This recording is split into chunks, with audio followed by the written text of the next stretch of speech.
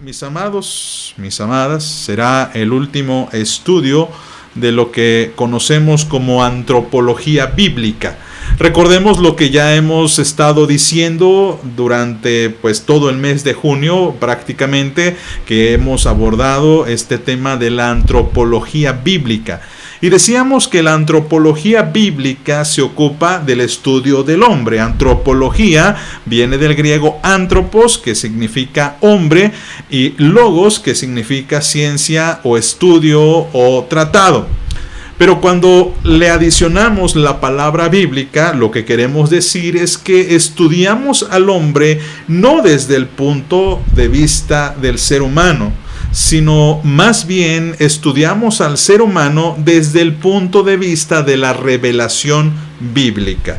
Esa es la gran diferencia que nosotros marcamos cuando hablamos de antropología bíblica. Estudiamos al hombre, al ser humano, su relación con los demás, su relación consigo mismo, su propósito, su esencia, conforme a la revelación de Dios. Y hemos estado meditando en varias áreas, en varios aspectos acerca de cómo está compuesto este ser humano. Y hay dos conclusiones a las que hemos llegado.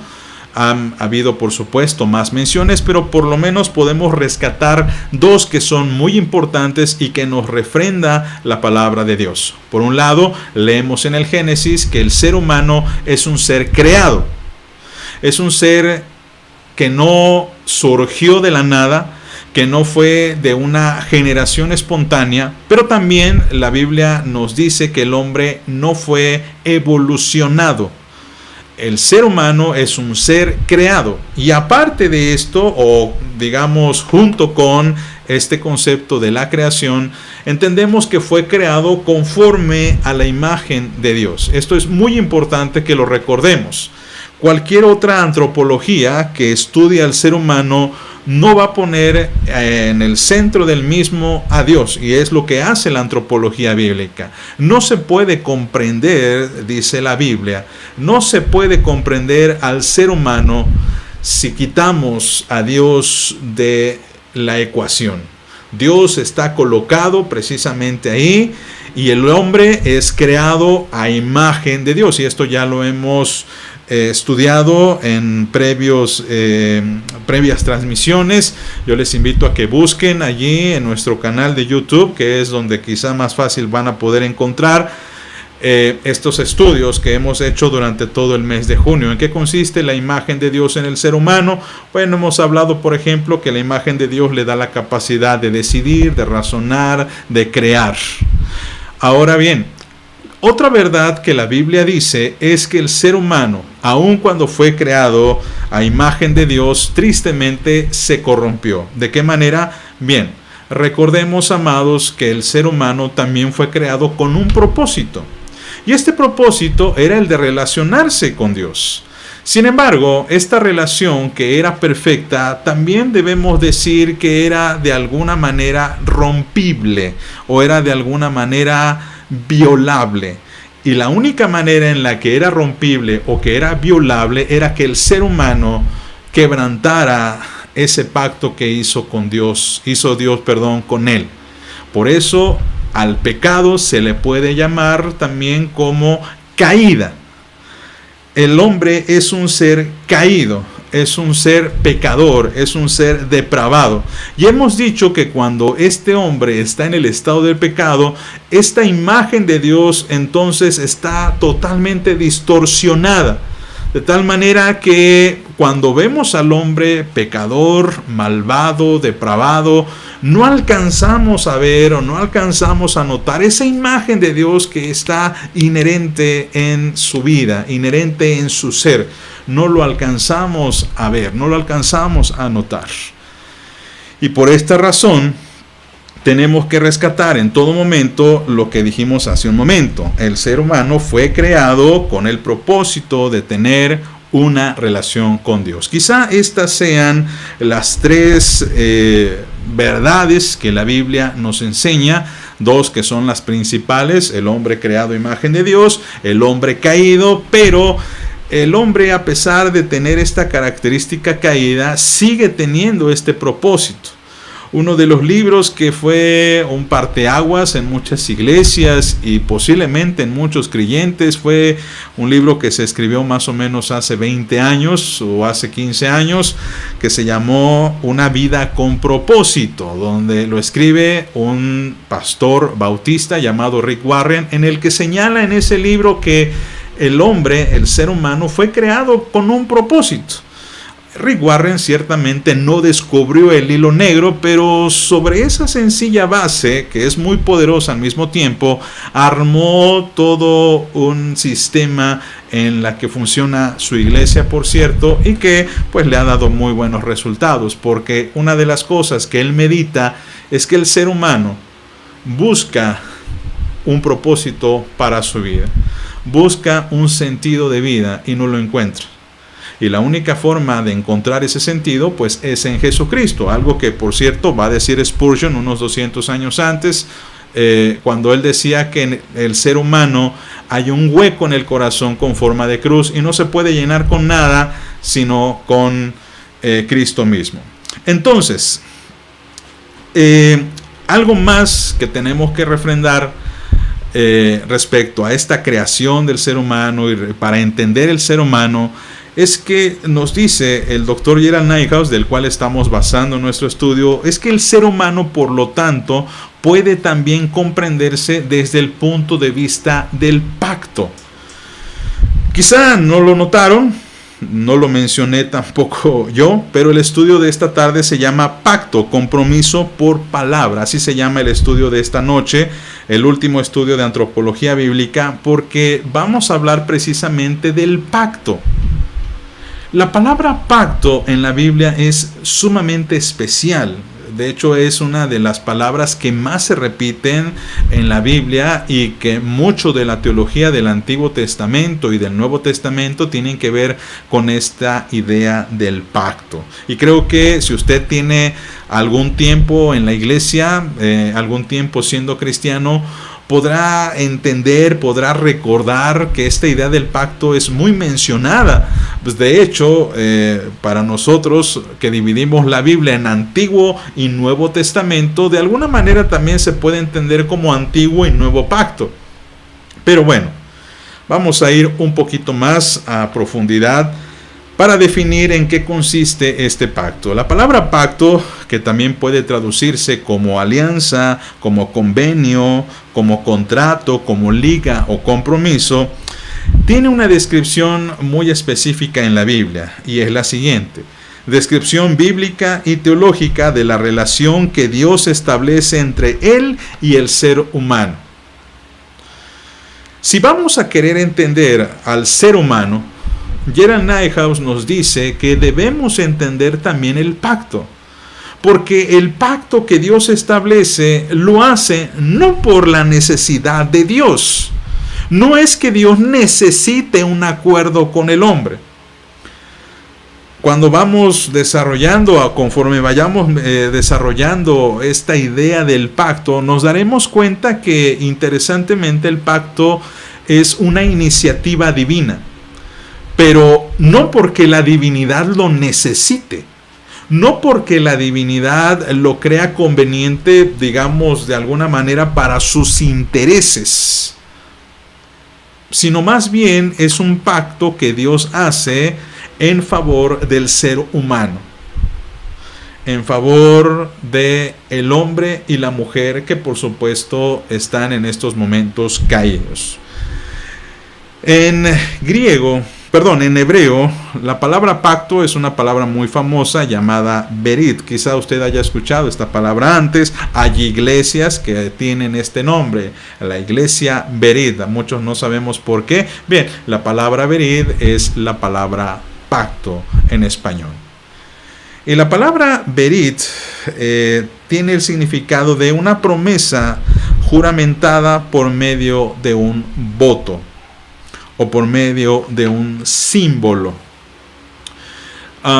Conforme usted lea quizá en algún momento las Escrituras, se va a dar cuenta que cuando Dios establece un pacto siempre hay una señal o un símbolo. Le quiero recordar un poquito aquellas personas que estuvieron viendo una serie de mensajes cuando hablamos del bautismo a la sociedad femenil.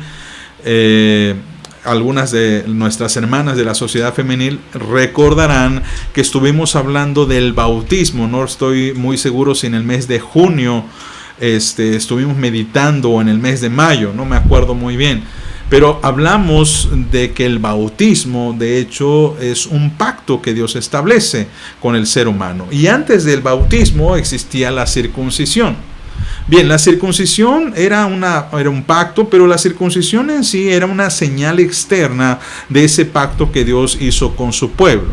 Bien, nos regresamos a este punto donde el pacto de Dios, el pacto que Dios hace, siempre tiene un símbolo o tiene una señal o tiene una manera de sellar ese compromiso. Y bueno, vamos a estar viendo 3 pactos en la Biblia, 3 pactos que son muy importantes, 3 pactos que se aplican al ser humano para que podamos entender también cómo el ser humano se comporta ante estos pactos y cuál es su participación en ellos. Pero vamos a orar, hermanos, es una introducción algo larga, pero esperemos en Dios que esto también ayude y edifique a la iglesia. Vamos a orar. Padre, en el nombre de Cristo estamos muy contentos, Señor, porque estamos descubriendo cosas nuevas o estamos recordando algo que ya nos has enseñado. Pedimos, Señor, humildad para poder aprender. Pedimos, Señor, un espíritu dispuesto en nuestro corazón, Señor, para que podamos captar estas ideas que son importantes, que sirven para nuestra edificación y para nuestro crecimiento. Señor, bendícenos para que podamos hablar palabra tuya, Señor, y que todo lo que esté en desacuerdo con tu misma palabra sea eliminado, sea quitado, Señor, y sea puesto a un lado para que tu palabra sea la única que brille y sobresalga. En Jesucristo lo pedimos. Amén. Hay 3 pactos, hermanos, cuando hablamos de pacto, aunque dijimos que hay muchísimos pactos, digamos, a lo largo de la historia de la Biblia, podemos mencionar algunos. El pacto que Dios tiene con David, por ejemplo, donde Dios le promete a David que su descendencia será perpetua en el trono. Tenemos la promesa o el pacto que Dios hace con Abraham. Este es otro pacto muy importante, uno de los más importantes, donde Dios promete a Abraham una descendencia incontable y que todas las naciones serán benditas en su nombre. Tenemos también el pacto sinaítico, le llamamos, ese pacto en el que Dios establece los 10 mandamientos y que a cambio de esos 10 mandamientos, bueno, Dios se compromete con su pueblo y el pueblo se compromete con él. Pero cuando hablamos del pacto a un nivel más general, porque tenemos que decir que es más general, tenemos que mencionar 3 pactos importantes en la Biblia. Estos pactos, amados, no es que se hallen tácitamente así. Por ejemplo, el primero que mencionamos es el pacto de obras. El pacto de obras. Este y los demás no es que se hallen de alguna manera así tácitamente con estas letras en la Biblia. No es que usted busque en el Génesis y encuentre, y Dios estableció el pacto de obras. No. O hay un pacto, vamos a meditar después, el pacto de redención. No es que usted lo encuentre tácitamente con estas palabras. El último pacto es el pacto de gracia. Y nuevamente, no es que usted lo pueda hallar así, de una forma en la que no podamos poner ninguna tela de duda. Pero los teólogos que han trabajado mucho los textos bíblicos, que han meditado respecto al actuar de Dios y que han estudiado al hombre desde el punto de vista de la revelación de Dios, han concluido que estos son pactos, porque nuevamente, vamos a la definición, el pacto es una alianza, es un acuerdo. Por eso dijimos hace un momento esta definición. Es una relación que Dios hace con el ser humano. Es un compromiso que Dios hace con el ser humano. Es una idea, una manera en la que Dios hace una parte y el hombre hace otra parte. Por eso de alguna manera también se le puede decir que es un convenio, una alianza, un contrato, una liga, etcétera. Nosotros hoy en día estamos acostumbrados a los pactos, a los contratos. Firmamos contrato en el que nos comprometemos, por ejemplo, si somos empleados, nos comprometemos con nuestro empleador en cumplir ciertos requisitos. Por ejemplo, horario de entrada, desempeño de labores, hora de salida, entre algunas otras cosas. El patrón, por su parte, también se compromete con nosotros, el otorgarnos un salario, el otorgarnos horas extra en caso de necesitarlo, el otorgarnos un día de descanso, vacaciones, etcétera. También, por supuesto, hay alianzas, entre dos personas. Vamos a suponer, usted hace una alianza mercantil, un socio comercial, van a poner un negocio. Y usted puede acordar allí lo que tenga para aportar a esa alianza. Yo coloco, por ejemplo, el local y pongo materia prima y bueno, tú te comprometes con la mano de obra, contratación de personal, etcétera. Somos socios, tú aportas, yo aporto y las ganancias se dividen de esta manera, ¿no? Es un acuerdo. Bien, cuando Dios establece pactos con el hombre, hace exactamente lo mismo. Dios establece un acuerdo, un convenio, en donde Dios se compromete por un lado y el hombre también tiene un compromiso que cumplir. El primero de estos se le conoce el pacto de obras. Y este esencialmente es el que Dios establece con Adán y Eva en el huerto del Edén, mucho antes que el pecado viniese sobre él. Ahora, cuando hablamos del pacto de obras, a veces hay malos entendidos con respecto a él. Por ejemplo, el pacto de obras no es un pacto para salvación. No es un pacto para que el hombre pueda ser redimido, porque todavía no hay condenación. Así es que debemos de tener mucho ojo con ello. Debemos tener mucho cuidado. El pacto de obras Dios lo establece con el hombre, pero no es un pacto salvífico. El hombre vive en una relación armoniosa, en una relación perfecta con Dios, en el que pues el hombre, digamos, no tiene alguna deuda que cubrir con Dios. Pero el pacto de obras es un indicativo, por un lado, de que el hombre necesita en todo momento la gracia de Dios. Nuevamente, ¿quién es el que hace el pacto? ¿Quién es el que tiene la iniciativa? Y esto lo vamos a ver en los demás también. Dios. Dios es el que toma la iniciativa. Por lo tanto, se demuestra con este pacto que el hombre necesita de la gracia de Dios. Porque si no fuera por la gracia de Dios, el ser humano ni siquiera se hubiera acordado, ni siquiera hubiera pensado en que necesita una alianza con Dios. Una mención muy especial de ello, de esto que estamos mencionando, es lo siguiente. Algunos quizá, si ustedes están, a veces me doy cuenta que algunos hermanos cuando están estudiando aprovechan a estar googleando. Me parece algo muy bueno de vez en cuando, aunque no siempre Google tiene todas las respuestas, tengo que acotar. Pero a veces el pacto tiene una definición también, una definición extra, digamos. Y la definición extra es la siguiente, que pacto es un acuerdo entre dos personas en circunstancias iguales. Quizá usted haya encontrado por allí esa definición. Un pacto es una alianza entre dos personas iguales.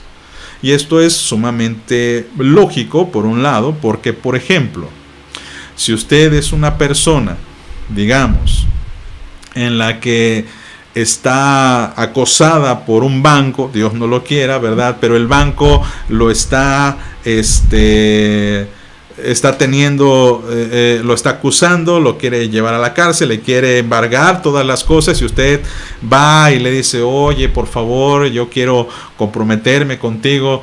En la mayoría de las veces el acuerdo, los arreglos los tiene que poner el banco, no usted.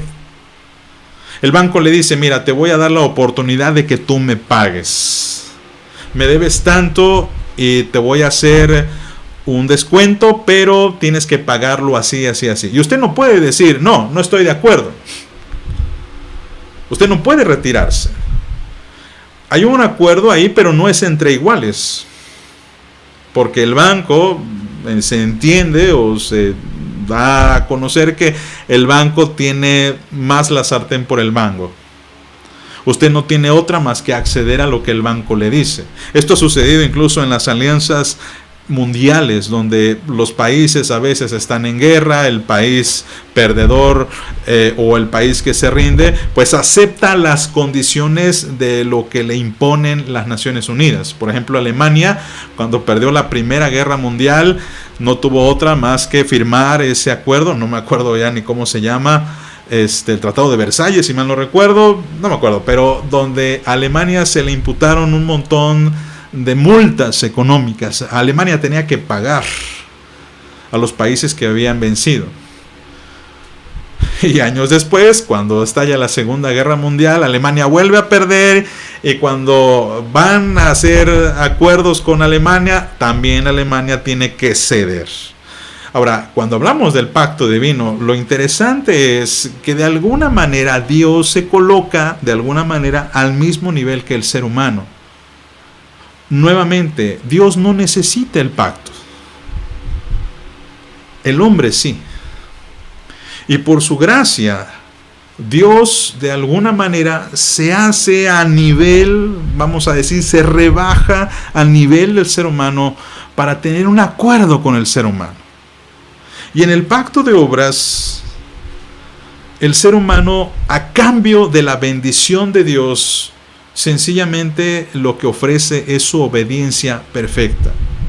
Entonces, el pacto de obras no es para que el hombre pudiese salvarse. También, en sí mismo, esto no significa que el hombre pueda salvarse a sí mismo. A veces hay un malentendido cuando hablamos del pacto de obras, porque pensamos que la gente puede ser salva por obras, y hemos mencionado abundantemente, por lo menos en la iglesia cristiana protestante, que nosotros no somos salvos por obras. Efesios lo dice, porque por gracia sois salvos por medio de la fe, y esto no de vosotros, no por obras, para que nadie se gloríe. Entonces, el pacto de obras no es para que el hombre sea salvo, sino más bien el pacto de obras es para que la promesa de Dios de provisión, de compañía, pueda perdurar en el hombre.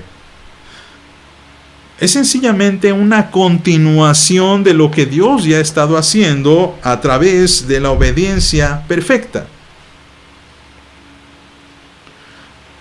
Dios le da todo al ser humano. Crea pues, la tierra, lo coloca al hombre en el huerto del Edén, un lugar maravilloso, precioso. Hemos leído muchísimas veces el relato del Génesis, hemos visto algunas representaciones y vemos que todo era armonía. Y recordarán que Dios lo único que le dice al ser humano son las siguientes palabras: de todo árbol del huerto puedes comer, menos de este árbol. Ese acto, ese mandamiento que Dios le da al ser humano es el pacto de obras.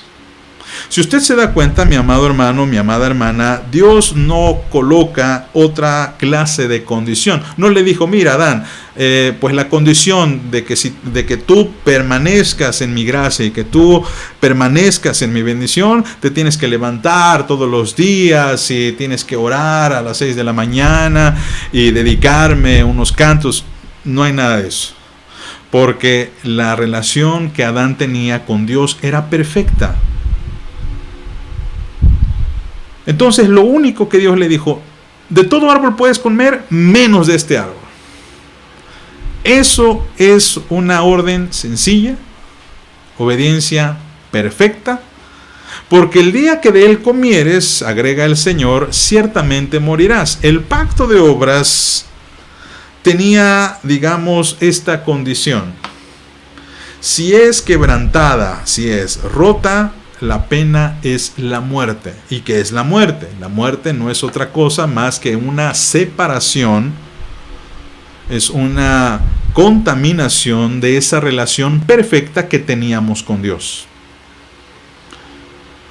Bajo este pacto es que el hombre está en condición, aquí lo puse bajo este pacto, diríamos que quebrantado este pacto, porque el ser humano quebrantó el pacto de obras, y cuando lo quebrantó, el hombre entonces está en condición de muerte. Le quiero recordar qué es lo que sucede inmediatamente que el hombre quebranta ese pacto de obras. ¿Qué sucede en el momento en que el hombre desobedece? ¿Qué es lo que pasa? ¿Se acuerda? Dios lo expulsa del Edén. Y este acto de expulsar al Edén puede tomarse de forma literal, pero también de una forma alegórica. ¿Por qué? De una forma literal porque fue sacado prácticamente de la presencia de Dios en medio de ese lugar de bendición que era el Edén. Pero también metafórica porque esto representa esa lejanía que el hombre ahora va a tener a partir de ese momento. Esa lejanía de su relación con Dios, donde antes la Biblia nos da a entender, nos dice que Dios se paseaba en el huerto y el ser humano estaba con él, disfrutaba de la presencia y de la compañía de Dios. Ahora que el hombre ha pecado, que el hombre ha desobedecido, que el hombre ha contaminado esta imagen divina, ahora el hombre no puede tener una comunión perfecta con Dios. ¿Y qué sucede entonces? Bien, sucede que sale en ayuda el segundo pacto que vamos a estudiar, al cual conocemos como el pacto de redención. El pacto de redención también algunos teólogos lo llaman como el pacto eterno o el pacto perfecto. Ahora, aquí vamos a tener que quizá meternos en muchas complicaciones, amados, muchísimas, que valdría la pena hacer todo un debate, si quieren, o una exposición más larga, porque hay muchos que hacen la siguiente pregunta. Bien, ¿significa entonces que Dios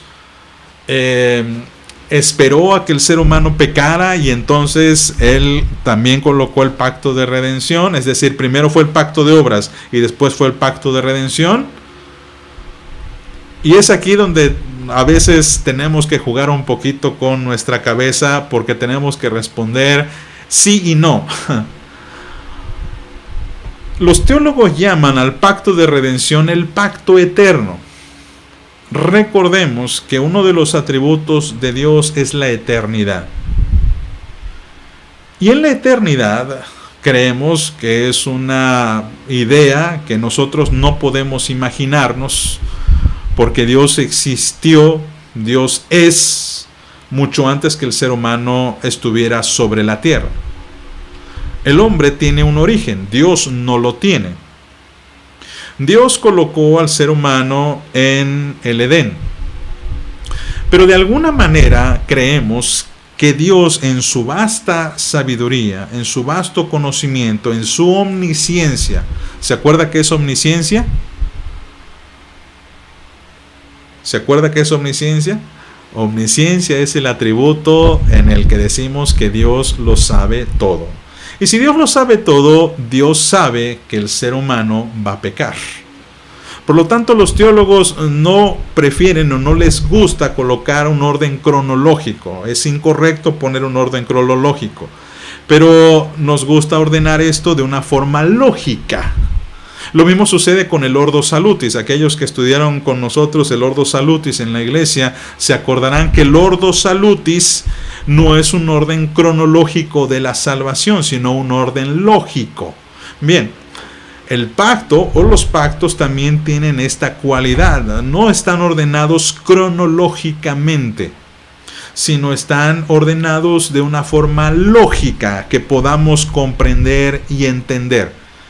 El pacto de redención, entonces, o el pacto eterno de Dios, como se dice, es un pacto que Dios hace consigo mismo. Y aquí vamos a empezar a tomar algunas distinciones. Pacto de obras es el pacto que Dios establece con el hombre. Pero el pacto eterno es el que establece Dios consigo mismo. El que establece la Santa Trinidad. De alguna manera, en algún momento de la eternidad, la Trinidad tomó un acuerdo. Y aquí tenemos que, perdón que mencione esto de esta manera, pero vamos a suponer, para poder entender un poquito este concepto, que las tres personas de la Trinidad un día se sentaron a la mesa y dijeron: bien, sabemos que el hombre va a pecar, sabemos que el hombre necesita de un redentor, vamos a tomar un acuerdo entre nosotros. En este pacto de redención, el ser humano es el objeto de ese pacto, es el beneficiario. Pero de alguna manera el hombre no está participando activamente en el pacto. Esa es una gran diferencia con el pacto de obras. El pacto de redención, entonces, la Trinidad se pusieron de acuerdo para salvar al hombre, en el que funciona una economía de la Trinidad. Cuando hablamos de economía, nos referimos a la idea de que cada persona de la Trinidad tomó un lugar en el plan de redención del ser humano. Por ejemplo, el Padre predestina a los hijos. No solamente los predestina, sino también los llama. No solamente los llama, sino también les da la vida eterna. Por su parte, la participación del Hijo, la segunda persona de la Trinidad, era encarnarse. La próxima semana vamos a iniciar el estudio de la Cristología y vamos a mencionar este acto que Jesucristo hace, el Verbo hace de encarnarse, que era algo necesario para la salvación del hombre. El hombre necesitaba un redentor, pero necesitaba que este redentor fuese, por un lado, un ser humano, un hombre, porque solamente la sangre puede pagar el pecado, pero también necesitaba ser Dios. Jesús, siendo Dios, se viene a encarnar para que después, al encarnarse, Él pueda morir en sustitución por el hombre. De una forma vicaria, Cristo hace este acto de morir por el ser humano, por el hombre pecador que el Padre ha elegido, y en ese momento el Padre coloca la justicia de Jesús en nosotros y la injusticia de nosotros la coloca en Cristo, y por eso el Señor muere. Ahora bien, la participación del Espíritu Santo es la siguiente: el Espíritu Santo nos sella, nos purifica, nos santifica y nos dirige. Allí tenemos, amados míos, entonces, la economía, como le llaman algunos teólogos, de la Trinidad. La Trinidad participa en la obra de salvación. La Trinidad trabaja para que la salvación pueda llevarse a cabo. Y esto se hizo, como decía hace un momento, amados, entre un acuerdo de la Trinidad. Por eso se le conoce a este como el pacto eterno, el pacto perfecto, el pacto de redención. Entonces, si por ejemplo usted está en alguna examen de doctrina, usted tiene que aprender a diferenciar pacto de obras, el pacto que Dios hace con Adán y Eva en el Edén, en el que la condicionante es obediencia perfecta. El pacto de redención es el acuerdo que toma la Trinidad para que cada persona de la Trinidad participe en la salvación del hombre. Y esto nos lleva al último pacto. Aunque hemos dicho que el pacto de obras es directamente con el hombre y el pacto de redención también el hombre sale beneficiado, pero el hombre no tiene una participación. El tercer pacto involucra, por supuesto, nuevamente al ser humano. Y a este pacto se le conoce como el pacto de gracia. Tenemos 3 pactos: pacto de obras, pacto de redención y pacto de gracia. ¿Y en qué consiste el pacto de gracia? Bien, el pacto de gracia es esta restitución, es esta salvación que nosotros hallamos o que nosotros tenemos ahora en Cristo. Por supuesto que tenemos que hablar, por supuesto, del pacto de redención. El pacto de redención, Cristo viniendo al mundo para morir por nosotros, tomar nuestro pecado, clavarlo en la cruz. Y a través de ese acto, nosotros somos salvos. Ya no tenemos la condenación del castigo. Ya no tenemos la culpa. Ahora obtenemos por mérito de Cristo el perdón de nuestros pecados. Ahora, tenemos que regresar un poquito a lo que era el pacto de obras. El pacto de obras, mis amados, vino a demostrar que el ser humano, mis amados, es bastante frágil. Es un ser que evidentemente va a desobedecer a Dios. Y el pacto de gracia se llama de gracia porque, a diferencia del pacto de obras, no necesita, digamos, alguna obra perfecta, porque la obra perfecta la ha hecho el Señor Jesucristo. Entonces, el hombre, debido al pacto de obras, se ha establecido, se ha demostrado que está incapacitado para satisfacer la ley de Dios y por lo tanto necesita de la gracia de Dios que le salve de manera inmerecida. Por eso era muy importante mencionar que en el pacto de obras, hermanos, no es un pacto de salvación. Es más bien un pacto de preservación, por así llamarlo. Es un pacto en el que nos comprometemos a que Dios siga proveyéndonos. Pero se quebrantó. Estamos mucho peor que antes. Por eso, el pacto de gracia, todo el enfoque descansa en Jesucristo. Sin embargo, hay una condicionante. Hay una condicionante para acceder a este pacto de gracia. Y la condicionante no es otra cosa más que la fe.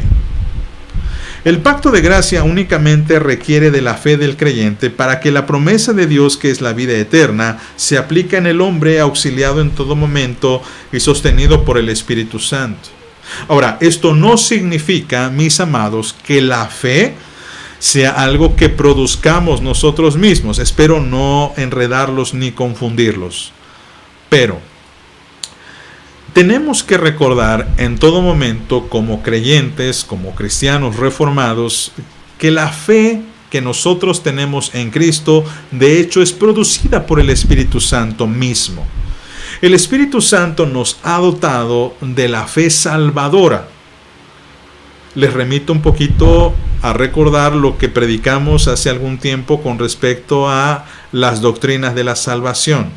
Se acordarán que un paso es la justificación.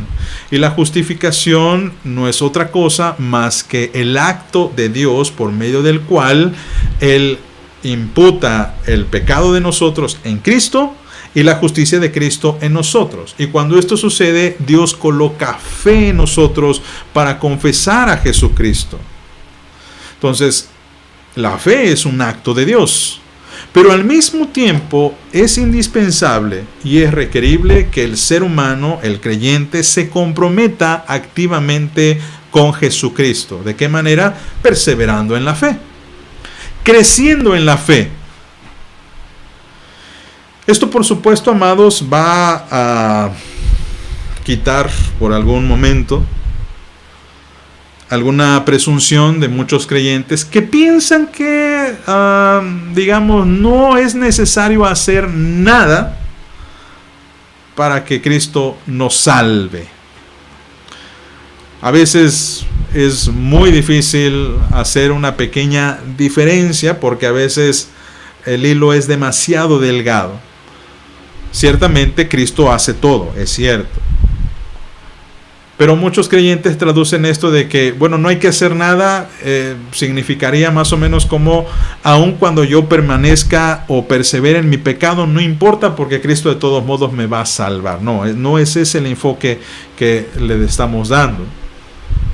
No es el enfoque de que todo depende de Dios y yo no tengo que hacer absolutamente nada, traduciéndose en eso en persevero en mi pecado o haga lo que haga, no importa, de todos modos Dios me salva. No es el enfoque. El enfoque es, Dios me ha salvado, todo depende de Él, pero yo necesito demostrar que soy salvo, necesito demostrar que verdaderamente he creído en Jesús, caminando en la fe y creciendo en esa misma fe. Por eso, la antropología bíblica va a estudiar al ser humano a través de estas tres alianzas que Dios hace con el hombre, en el que nuevamente lo hemos dicho y lo refrendamos, el ser humano no tiene la iniciativa es de Dios, donde nuevamente Dios es el que por misericordia y gracia se acerca al hombre para colocar al nivel del hombre algunas condiciones para que el hombre pueda ser bendecido y beneficiado. Vemos aquí constantemente al ser humano que pues tiene todas prácticamente las de ganar, tiene todas las facilidades, pero aún así, mis amados, el ser humano sigue pues fallando a los pactos de Dios. Es, por supuesto, algo importante mencionar que el pacto de obras, de hecho, es por el medio del cual se define al hombre pecador. El pacto de obras no es que haya quedado en el pasado, sigue presente. Cada persona que es pecadora está bajo el pacto de obras. Y el pacto de obras está quebrantado. Y cada persona salva ha dejado el pacto de obras y ahora, a través del pacto de gracia, obtiene la salvación en Jesucristo. Por eso hay esta gran diferencia entre pecadores y salvos, entre personas que tienen distorsionada la imagen de Dios y personas que tienen restaurada esa imagen de Dios en Cristo y que ahora pueden reflejar a Dios en sus corazones y en sus vidas, lo cual, por cierto, es una gran responsabilidad. Amados, pues esta sería la última sesión de antropología bíblica. Recuerde, amado hermano, son tres pactos, son tres formas en las que el ser humano se beneficia del Señor. La primera, tristemente, aún actual, ha sido quebrantada, el pacto de obras, que requería obediencia perfecta. La segunda, el pacto de redención, que es ese acuerdo de la Trinidad para rescatar al hombre, con la participación de cada persona de la Trinidad. Y el último, que es el pacto de gracia, a través del cual Jesucristo toma nuestro pecado. Y lo único que nos pide es ejercer nuestra fe en Él. Oramos, hermanos.